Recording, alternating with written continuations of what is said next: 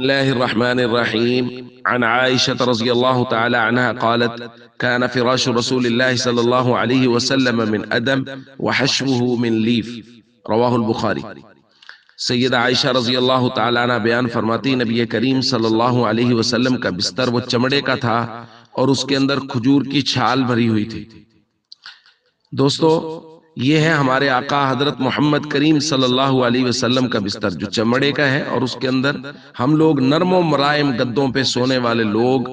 اور حضور علیہ الصلوۃ والسلام کی کیفیت یہ ہے کہ کھجور کی چھال بھری ہوئی ہے۔ اور حضور کے کھانے کے متعلق ہم پہلے پڑھ چکے ہیں کہ کبھی بھی تکلف نہیں کرتے، تو کوئی باقاعدہ اہتمام نہیں ہوتا تھا۔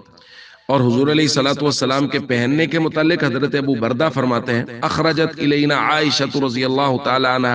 کساء ملبدا و ازارا غلیظا، حضرت عائشہ رضی اللہ تعالی عنہ نے پیوند لگی ہوئی ایک چادر اور ایک موٹا تہبند وہ ہمارے سامنے نکالا اور فرمایا قبض روح رسول اللہ صلی اللہ علیہ وسلم فی ہذین، حضور علیہ الصلوۃ والسلام کی روح مبارک ان دو کپڑوں میں قبض ہوئی ہے۔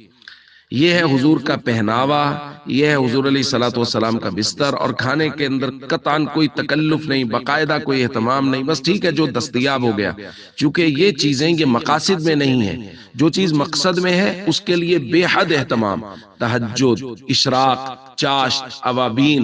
روزوں کا اہتمام، ایام بیز کے روزے، پیر اور جمعرات کا روزہ،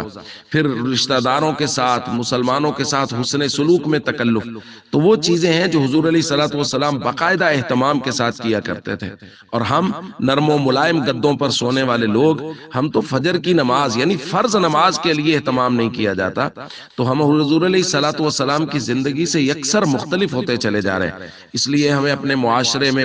بدلاؤ لانے کی ضرورت ہے، ہمارے معاشرے کو بہتر کرنے کی ضرورت ہے، اور اس کا پہلا قدم ہے میری اپنی ذات، میں اپنی ذات میں تبدیلی لاؤں کہ مجھے عبادات کا اہتمام کرنا چاہیے، روزوں کا اہتمام کرنا چاہیے، نمازوں کا، نوافل کا اہتمام کرنا چاہیے، اور یہ جو دنیاوی معاملات کے اہتمام ہیں ان سے آہستہ آہستہ کنارہ کش ہونا چاہیے۔